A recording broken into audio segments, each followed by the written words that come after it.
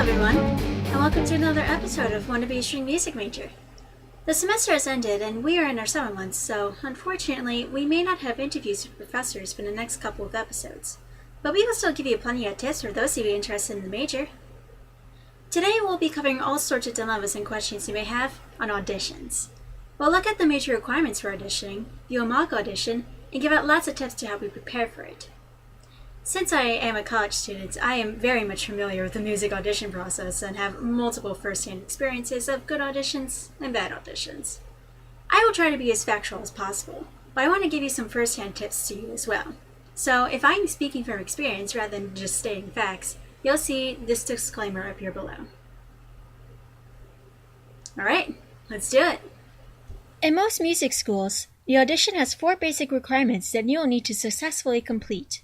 The primary instrument audition, the music theory test, the piano placement test, and the oral skills test. Lots of schools are different in their audition requirements and may include other parts of the audition, such as interviews or secondary instrument auditions. We'll try to cover as many requirements you may encounter in a music audition, but it would be a good idea for you to look up the requirements as you search for different schools and apply for them. When you originally first apply to colleges or conservatories and send them information, they will usually send out an invitation to audition after you receive an acceptance letter. Most auditions take place at the school itself, on a specific day at the school list, or, in special cases, one that select staff will schedule with you. If you are far away from the location of the school, you may choose to send in a video of your audition, but you must email the school first to receive permission to do so. It would be a good idea to tour the campus before your audition so that you can get a good idea of the actual college setting and familiarize yourself with the buildings, program, professors, and lifestyle of the college. When you tour campus, a section of the tour will be dedicated to your major, and they will give you an idea of what it's like to be a music major. If you're lucky enough, the college may have a shadow day where you can act as a music student and take part in a couple of the classes. If you're even luckier and you plan ahead decently well, you can schedule lessons with your potential teachers, or even sit in on an orchestra practice. Usually, the professors will be more than happy to let you come in and work with the staff and check out the music. Depending on what school you visit, you may be inspired to join the program, or you may find their program to not be for you. On the actual audition day, make sure you dress as appropriately and professionally as possible. Upon entering the music building for your audition, you will first register, and they will give you a schedule of the tests you need to complete. Sometimes they will have an opening session to welcome you, or special tours and concerts to view afterwards. Other times, you may just jump right into testing. Let's start off with some of the simpler tests and work our way up from there.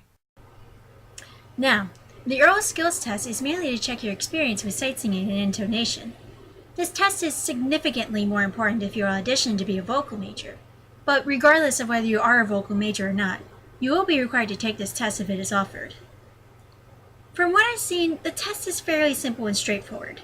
For example, you may be asked to solfege a simple tune such as Twinkle Twinkle Little Star. Do do so so la la so fa fa mi mi re re do. Or perhaps you'll be asked to do a sample of sight reading. You may not even have to solfege, depending on the school and test level. Be careful, however, because it could also be a placement test, so if you join the program, they could place you in an appropriate oral skills class. It would still be a good idea to go on the school's website and read the directions and requirements provided by the school. Sometimes they may provide you with a sight reading example that you must solfege. Other times, they may not even have this test at all. Sometimes even the only way to actually fail the test is refusing to sing. But for other schools, they may take oral skills very seriously. Most importantly though, be prepared for anything, because this is the best way to be prepared for the test.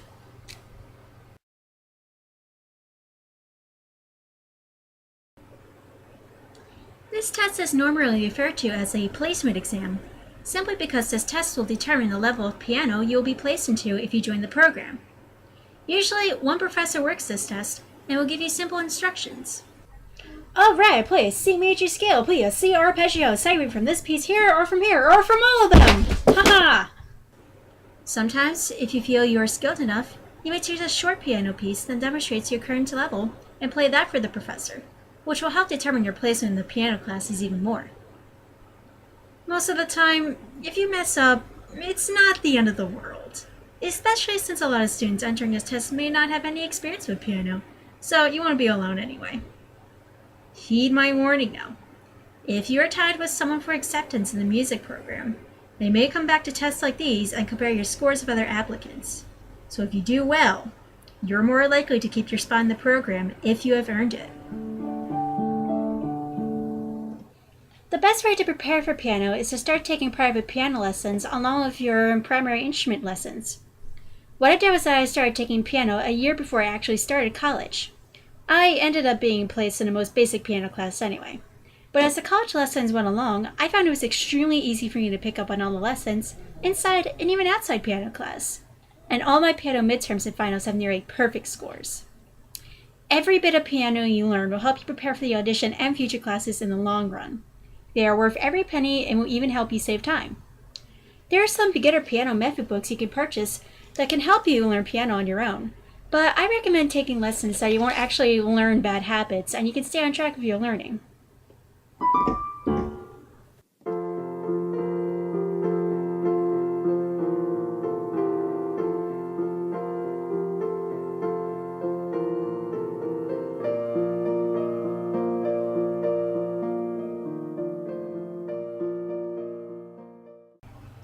The music theory exam. This is the test that varies very greatly from school to school. The exam is written and can last from one page to several. Luckily, there usually isn't a time limit for completing this test, but most of the time, the theory test will determine your class placement as well.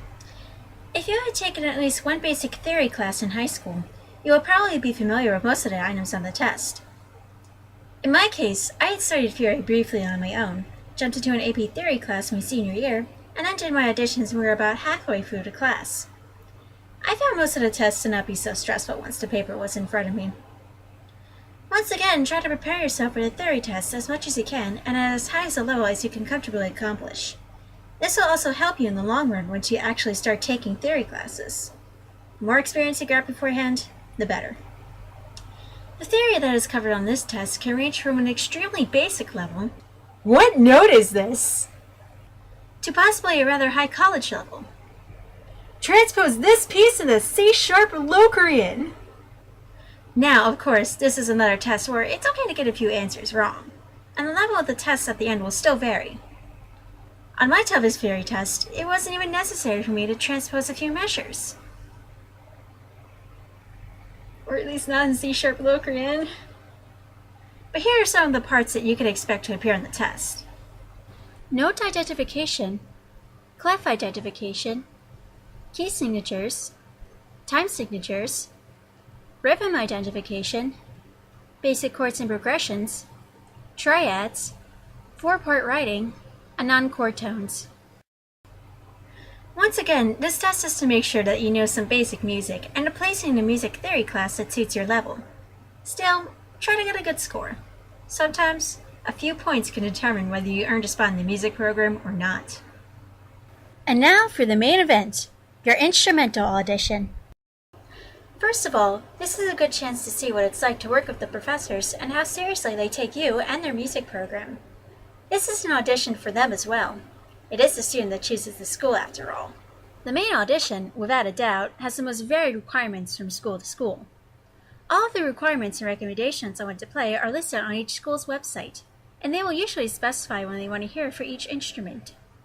The most common requirements you will find for your instrument will most likely be scales ranging from 2 to 3 octaves, both major and minor, an etude or a movement from a Bach suite, sonata or partita, 2 contrasting movements from a standard concerto, and sight reading. But of course, make sure you look on the school's website first to find the exact requirements you'll need for your audition. Okay, so to give you guys an idea of what an audition is like here, what I'm going to be doing is that I'm going to record my own jury. You'll get a basic idea of what an audition is like. I'm going to perform a scale, an etude, and my piece, and you'll see how the process works. So, here goes. Even though they are not shown in the video, there are 3 professors on the judging panel for my jury. Typically, for an audition, you may have from 2 to 4 professors observing your playing. Sometimes there may be more or less. Usually, if there are less, they may record you on video for a missing professor. Okay, we're going to start with the scale. Your scale is A. If if you could do the major and then the harmonic minor. Okay. The first part of my jury, or in this case, mock audition, is a scale. The professors can ask me any scale they want, although they will probably be more lenient towards prospective students and ask for more basic scales. In my case, they ask for an A major and harmonic minor scale, which is a decently challenging scale for viola. Do you want to play your etude next? Mm-hmm. All right. The next part is the etude, which I choose myself with the understanding that it fits my current level of playing ability. As I play, the professors behind the camera take note of some of my strong and weak points of playing. Some of the aspects I am judged on are tone, musicality, intonation, technique, memorization if applicable, and professionalism, to name a few. Next is my main piece from a standard concerto at my level. Usually, in your audition, you will play two contrasting movements of a sonata or concerto, one at a fast tempo and another at a slower one. You want to play at the speed of the marked tempo, but if you don't think you are able to play the piece at a fast speed, then play the piece at a slightly slower tempo. Chances are, the professors would want to hear you play something correctly, rather than hear you play something fast and make mistakes on it. In your audition, it's good to be prepared for anything, including the unexpected. Beforehand, I had written on my repertoire sheet that I played a few other pieces that semester, under the impression that I wouldn't need to play it for my jury. But the professor stops me in the middle of my concerto and asks if I could play one of those pieces. Naturally, you'd want to say yes without hesitation.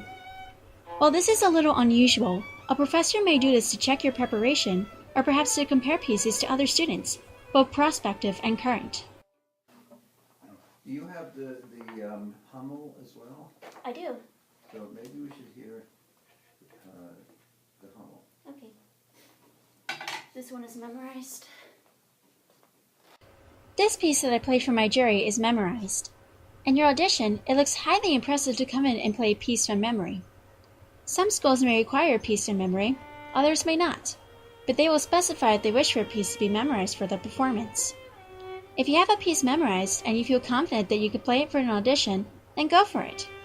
If you don't feel comfortable playing the piece without the sheet music, then it may not be worth the risk. It's up to you whether you want to play a piece memorized, but if you want to practice this, try a practice performance for your peers to see if you can confidently play it.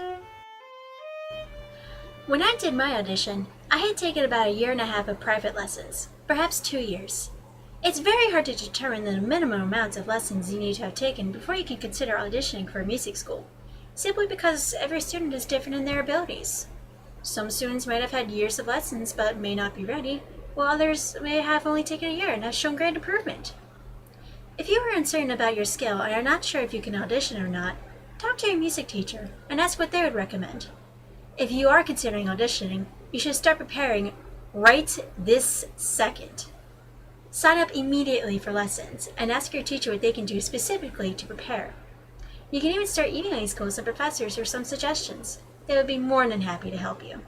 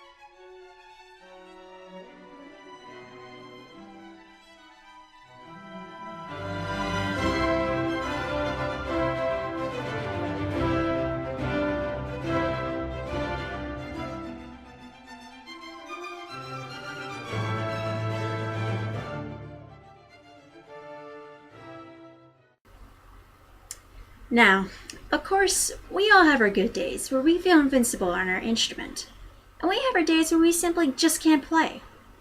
Are you going to have good auditions and bad auditions? Absolutely. No question about it. Naturally, we prefer to not have a bad day playing during an audition, but bad auditions happen, even in the best of us. For me, I've had auditions where I was accepted on the spot, but during the same semester, I would also have bad auditions and the results would just be barely making it into the music program and would have to re-audition just to be accepted for a specific music degree.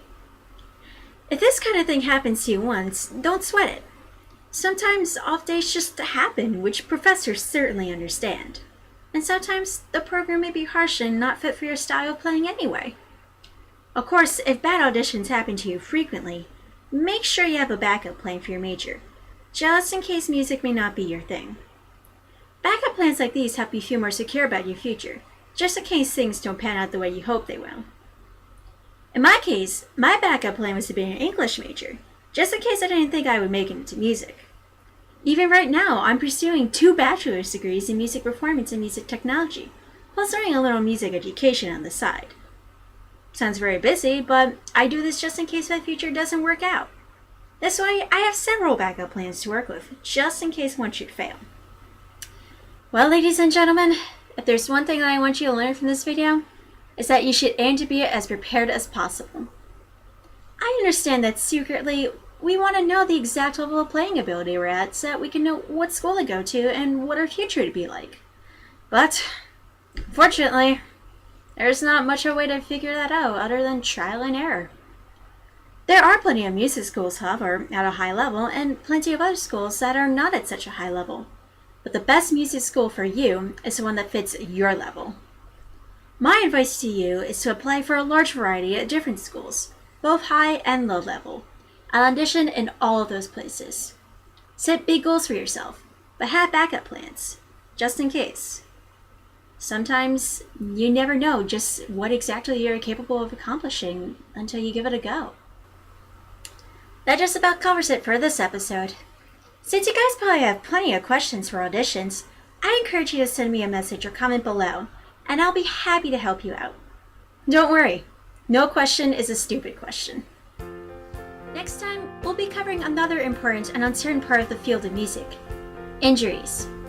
Until then, take care, good luck, and of course, happy practicing.